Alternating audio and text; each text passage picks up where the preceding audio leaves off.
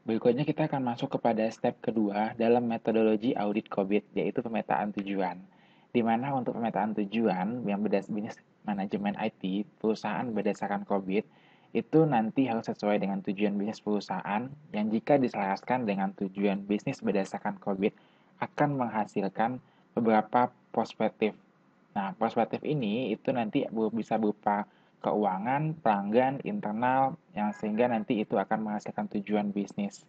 Nah, seperti tujuan bisnisnya itu ada seperti mengelola risiko bisnis, ada menawarkan produk dan layanan yang kompetitif, ada kesigapan dalam menanggapi permintaan bisnis yang terus berubah waktu terhadap pasar, ada mengenai transparansi dan juga kepatuhan pada kebijakan internal.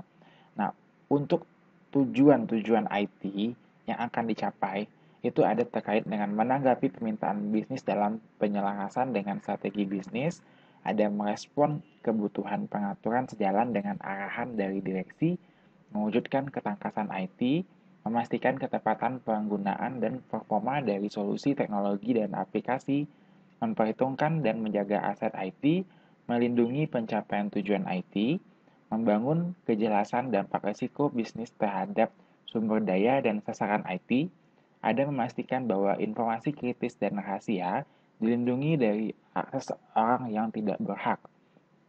Kemudian memastikan transaksi bisnis otomatis dan pergantian informasi dapat dipercaya. Lalu ada untuk memastikan layanan dari infrastruktur IT dapat bertahan dan dipulihkan dari kegagalan akibat error, serangan yang disengaja atau bencana. Lalu ada untuk memastikan dampak bisnis yang minimum dalam perubahan dan gangguan service IT. Kemudian memperbaiki efisiensi biaya IT dan kontribusinya pada keuntungan bisnis. Dan yang terakhir adalah pemberian proyek yang tepat waktu dan anggaran yang sesuai dengan standar kualitas. Nah, ini adalah nomor tujuan IT-nya dan ini adalah untuk nomor tujuan bisnisnya.